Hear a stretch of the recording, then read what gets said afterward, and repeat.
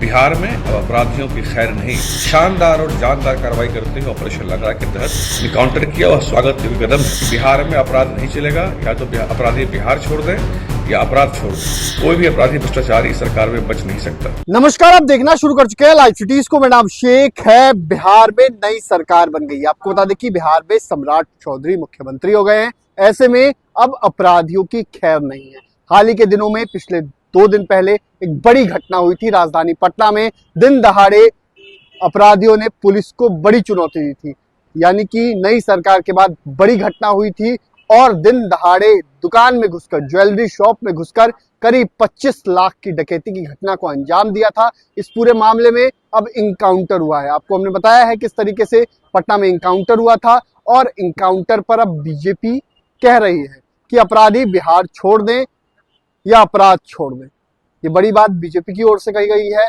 आपको बता दें कि इनकाउंटर हुआ था। कुख्यात अपराधी जो इसमें शामिल था दिलीप, उसे पैर में गोली मारी गई थी, यानी कि हाफ इनकाउंटर हुआ था। और इस पूरे बातों को लेकर क्या कुछ कहा है बीजेपी की ओर से, पहले आप वो सुनिए। बिहार में अब अपराधियों की खैर नहीं। जिस तरह से ज्वेलरी कांड में जो ज्वेलरी दुकान में लूट हुई थी कुछ दिन पहले, और पुलिस ने शानदार और जानदार कार्रवाई करते हुए ऑपरेशन लंगड़ा के तहत इनकाउंटर किया और स्वागत योग्य कदम है। सभी अपराधी समझ लें कि बिहार में अपराध नहीं चलेगा, या तो अपराधी बिहार छोड़ दें या अपराध छोड़ दें, नहीं तो बहुत आगे आने वाले समय में कठिन समय उनके लिए आने वाला है। बिहार सरकार का, एनडीए सरकार का जो जीरो टॉलरेंस की नीति है भ्रष्टाचार के प्रति, अपराध के प्रति, उस पर हम लगातार कायम रहेंगे और उस पर आगे बढ़ते रहेंगे।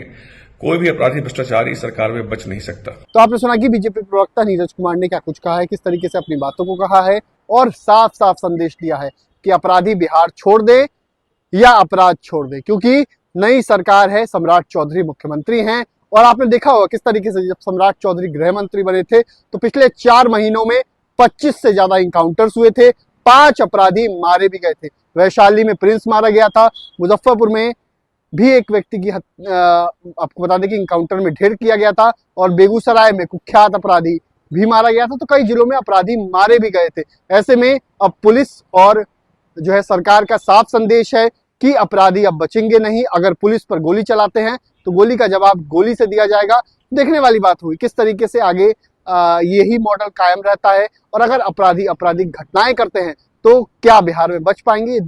ऐसा नहीं होने वाला है, क्योंकि बीजेपी ने साफ साफ कहा है कि अपराधी बिहार छोड़कर भाग जाए, नहीं तो अपराध छोड़ दे। साफ संदेश है नई सरकार का, क्योंकि नई सरकार बनने के 6 दिनों के बाद ही इनकाउंटर हुआ है और बड़ा इनकाउंटर माना जा रहा है, क्योंकि जिस तरीके से राजधानी पटना में शुरुआत हुई है और आगे आने वाले दिनों में अन्य जिलों में भी इनकाउंटर हो सकते हैं। मैं लाइव सिटीज के साथ हमारे यूट्यूब चैनल को सब्सक्राइब करिए। चला कि धन्यवाद।